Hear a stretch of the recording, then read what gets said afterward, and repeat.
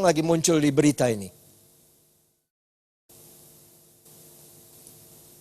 Bangsa-bangsa sedang berbicara tentang perdamaian. Semua sedang berbicara tentang perdamaian. Bagaimana ya caranya supaya semua bangsa di bumi ini damai? Dan akhirnya solusinya ditemukan. Supaya semua bangsa di bumi damai, solusinya adalah persatuan. Agama dijadikan satu semuanya. Kemudian, ekonomi dijadikan satu semuanya. Jadi jangan terlalu banyak mata uang dan sebagainya, jadikan satu aja. Dan kemudian, pemerintahan dijadikan satu saja. Supaya tidak kacau, biarlah ada satu pemerintahan global.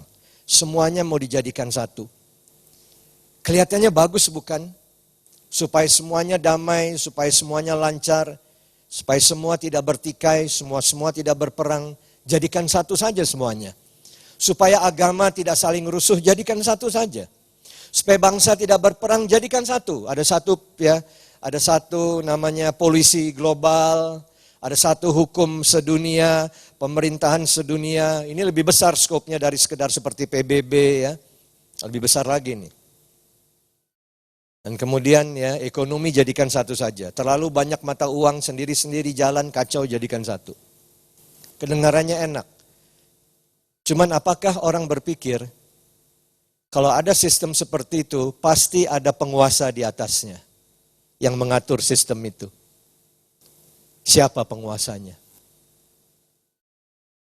Kalau manusia setuju untuk mencapai damai seperti ini, maka tanpa disadari manusia, dunia sedang memberikan kepercayaan dan kuasa yang besar kepada sekelompok orang untuk menguasai seluruh dunia.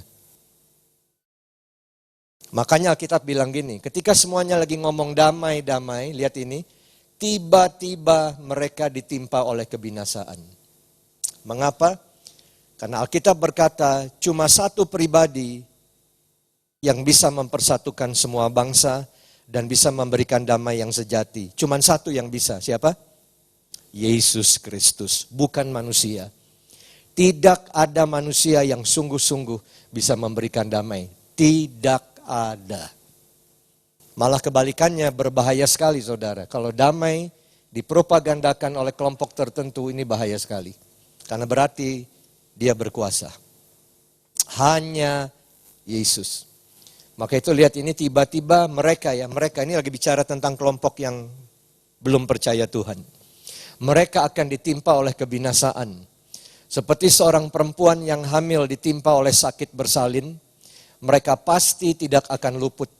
Jadi saudara lihat, kalau dunia mulai teriak damai-damai, maka lihat ini kebinasaan tidak lama lagi akan menimpa dunia. Dan mereka tidak akan luput. Ya, keselamatan hanya ada di dalam Yesus. Nah ini, akhirnya Paulus balik lagi kepada jemaat di Tesalonika. Tetapi kamu, ayat 4 ya balik lagi nih. Tetapi kamu saudara-saudara lihat ini, kamu tidak hidup di dalam kegelapan, sehingga hari itu tiba-tiba mendatangi kamu seperti pencuri. Jadi saudara lihat, kedatangan Tuhan seperti pencuri kepada mereka yang belum percaya. Mereka nggak kenal Tuhan, mereka nggak tahu waktunya Tuhan. Dan lihat ini ya, mereka hidup dalam kegelapan. Ini bahayanya saudara. Ya, kita adalah anak-anak terang. Karena kita telah menerima terang itu di dalam hati kita, yaitu firman Allah yang hidup, Yesus Kristus. Tetapi lihat saudara, mereka yang belum percaya hidup dalam kegelapan. Nah ini, mereka yang hidup di dalam kegelapan inilah yang akan kecolongan, yang akan kebobolan. Ketika Tuhan datang buat mereka, itu seperti pencuri, bukan untuk orang-orang yang sudah percaya. Untuk orang-orang yang intim dengan Tuhan, untuk orang-orang yang berjaga-jaga sambil berdoa, tidak. Untuk orang-orang yang hidup dalam terang, tidak. Kita tidak akan tertimpa seperti pencuri, tidak. Bukan kita, tetapi mereka yang hidup di dalam kegelapan. Jadi jangan salah. Jadi kalau ada orang yang berkata, Saya tidak tahu kedatangan Tuhan. Kedatangan Tuhan nanti seperti pencuri. Waduh, itu berarti orang itu sedang mengaku, aku hidup di dalam kegelapan. Jadi aku bakal kecolongan. Kalau Tuhan datang aku akan terjerat. Aku nggak tahu apa-apa. Tuhan sebut, Alkitab menyebut kelompok seperti itu hidup dalam kegelapan. Nah, tentu saudara dan saya nggak mau seperti itu, bukan? Kita adalah kelompok yang hidup dalam terang, amin. Kita tidak akan kebobolan seperti pencuri. Kita akan menangkap waktu kapan Tuhan datang. Dan kita akan berjaga-jaga dan bersiap-siap. Sama seperti Nuh, sama seperti Abraham. Kita tidak akan kecolongan. Tuhan akan beritahu kepada kita tentang rencananya. Berikut. Nah, jadi sebagai persiapan hari-hari ini menjelang kedatangan Tuhan, kita harus hidup dalam terang, ya. Jadi ini sekelumit saja, mungkin bukan di sini, saya akan jelaskan di kebaktian berikutnya. Ya, ini yang disebut kalender Tuhan. Ini diberikan pada zamannya Musa, sejak zamannya Musa. Ya, ada 7 hari raya, 7 itu angkanya Tuhan, angka sempurna. Dan itu bicara tentang berkat yang penuh, anugerah yang penuh, penebusan yang penuh. 7 adalah angka penuh. Makanya di kayu salib Tuhan Yesus bilang, sudah selesai. Karena bicara tentang apa yang dia lakukan. Apa yang Tuhan lakukan buat kita itu sempurna. Ya, ada satu hal yang Tuhan kerjakan, yaitu selalu sempurna pekerjaannya. Tuhan tidak bisa melakukan sesuatu yang tidak sempurna. Itu kedahsyatan dari Tuhan kita, amin. Ya, kalau Tuhan melakukan sesuatu, pasti sempurna. Tuhan tidak pernah gagal di dalam merealisasikan rencananya. Tetapi ini, manusia gagal di dalam melaksanakan kehendak Tuhan. Makanya Tuhan datang dan menebus manusia. Karena Tuhan tahu manusia bakal gagal. Karena manusia tidak sempurna seperti Tuhan. Makanya dari awal anak domba Allah disembelih sebelum dunia dijadikan. Tuhan sudah tahu bahwa manusia akan jatuh. Tuhan tahu manusia bakal gagal. Tuhan tahu manusia bakal berontak. Maka itu Tuhan sudah siap untuk menebus kita. Bahkan sebelum manusia diciptakan, Tuhan sudah siap. Luar biasa ya Tuhan ya. Dia tidak tunggu kita gagal dulu, baru rapat di surga. Gimana nih Adam gagal nih? Waduh, salah satu di antara kita nih ya, Tritunggal yang Esa. Harus turun ke bumi jadi manusia, menebus manusia.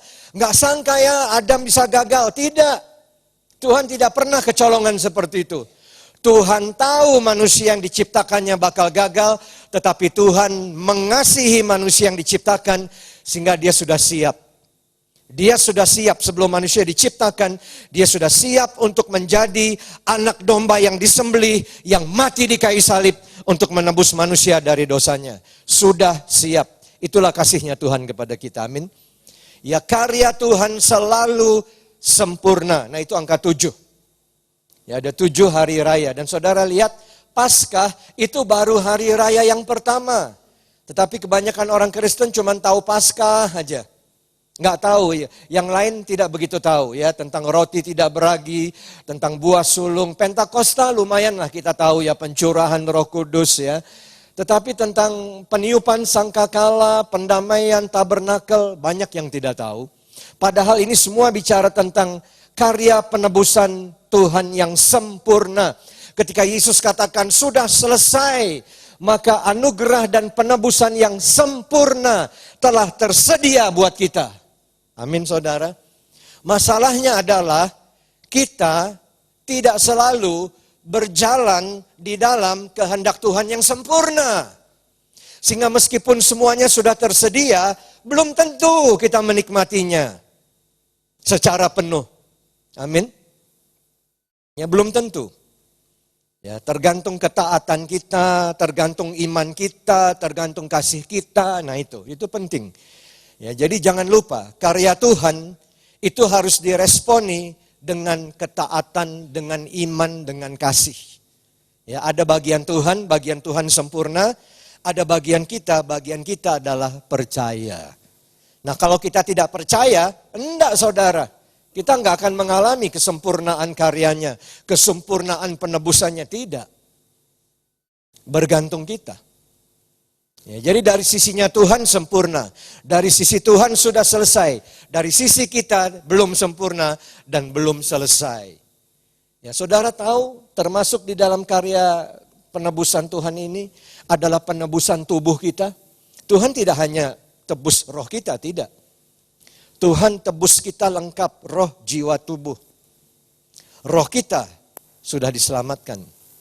Tetapi lihat saudara, pikiran kita belum disempurnakan. Masih ada yang bisa Alzheimer, masih ada yang bisa pikun, masih ada yang bisa lupa. IQ kita terbatas, kita tidak tahu semuanya, masih terbatas. Tubuh kita masih tubuh yang lama, yang sudah cacat oleh dosa. Masih bisa sakit, masih bisa menderita, masih bisa menjadi tua dan akhirnya mati. Tetapi tahukah saudara, di dalam karya penebusan Tuhan, sudah selesai, Tuhan tebus tubuh kita juga. Tinggal tunggu waktunya, nanti kita akan menerima penebusan tubuh kita, amin. Tubuh kita akan dirubah jadi tubuh kemuliaan, gak bisa sakit lagi, gak akan tua lagi. Kita semua akan seperti 30 tahunan, semuanya gak akan tua lagi, gak ada yang cacat, gak ada yang pikun, pikiran jadi sempurna. Tapi dari sisinya Tuhan, sudah selesai. Nah ini karya Tuhan, ada 7. Dan ini sekaligus kalendernya Tuhan. Berikut. Nah ini ya, saya jejer 7 begini, lihat ini. 1, 2, 3, 4, 5, 6, 7. Ini hari raya yang pertama, Paskah. Saudara tahu apa yang terjadi pada hari Paskah? Pada hari Paskah, Yesus disalibkan. Jadi nggak sembarangan saudara. Ya, Yesus bisa disalibkan kapan saja, salah. Tidak benar itu. Yesus disalibkan pada hari raya Paskah. Karena Paskah memang bicara soal Yesus.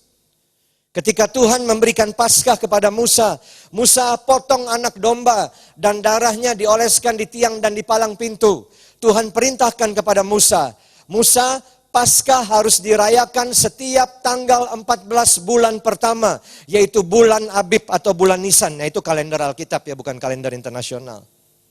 Paskah tidak boleh dirayakan di tanggal yang lain, karena itu perintahnya Tuhan. Paskah selalu dirayakan 14 Nisan, selalu saudara. Itu jadwalnya Tuhan. Dan anak domba yang disembelih itu adalah nubuatan tentang nanti akan datang anak domba yang sempurna.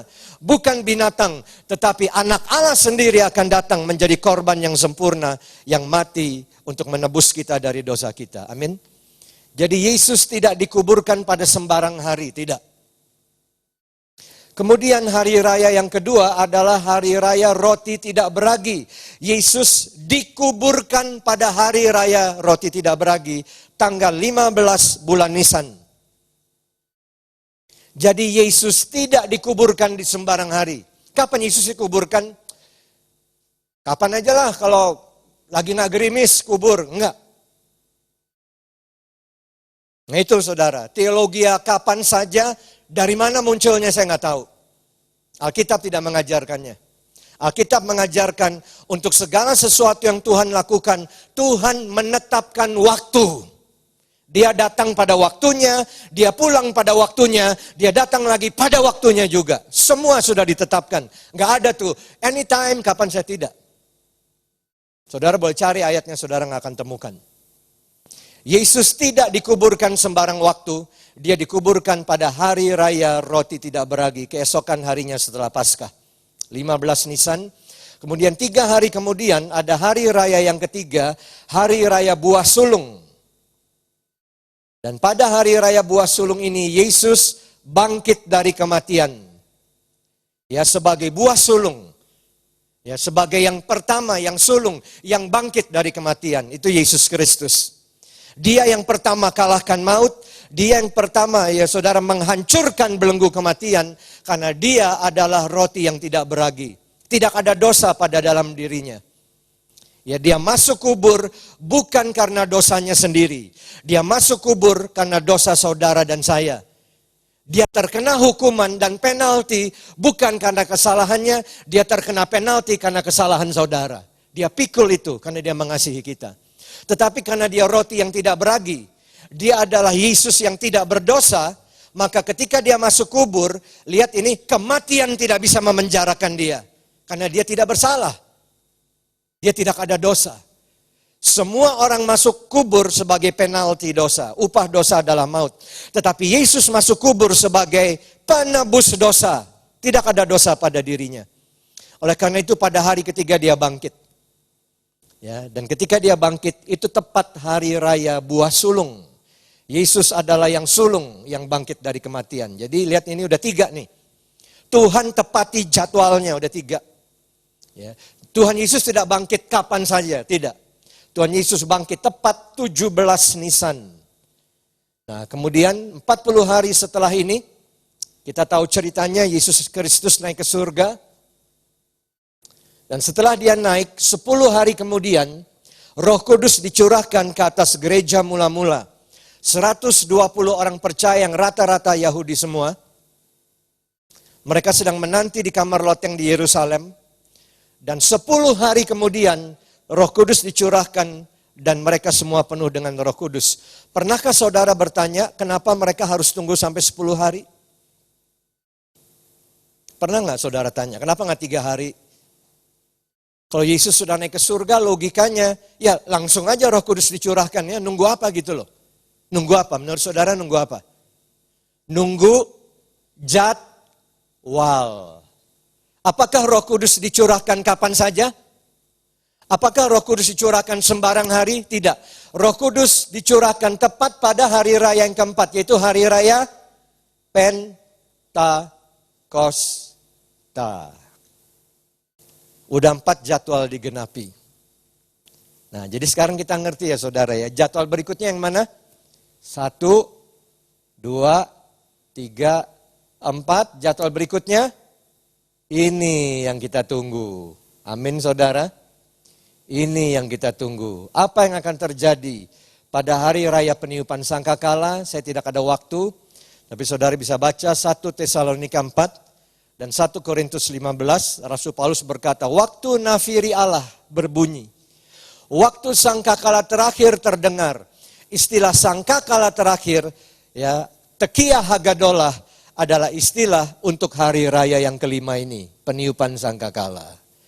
Dan saudara, peniupan sangkakala sama dengan pendamaian, sama dengan tabernakel, 3-tiganya 3-in-1, sama seperti Paskah, roti tidak beragi, buah sulung 3-in-1. 3-tiganya dirayakan di bulan yang ke-7, di kalender internasional itu sekitar September-Oktober. Sama seperti Paskah itu di bulan Nisan, di kalender internasionalnya sekitar Maret dan April. Nggak ada orang merayakan Paskah Agustus, nggak ada.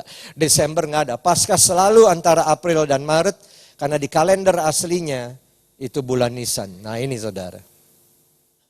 Jadi orang Tesalonika ngerti tentang hari raya ini. Mereka tahu pengangkatan gereja akan terjadi di sini. Di musim hari raya ini. Dan yang ada sangkakala terakhirnya cuman di sini saudara. Hari raya yang kelima. Di sini saudara pengangkatan gereja akan terjadi sekitar September, Oktober. Cuman kita nggak tahu hari hanya ya. Tahun ini, tahun 2016, tahun 2017, yang kita nggak tahu. Tapi yang pasti kita tahu, ini akan digenapi. Jadi apa yang harus kita lakukan supaya hari-hari ini kita bisa tangkap waktunya Tuhan? Berjaga-jaga sambil berdoa. Intim sama Tuhan, hidup dalam terang. Supaya dia tidak datang seperti pencuri, tetapi dia datang sebagai mempelai pria. Amin saudara. Yuk kita berdiri.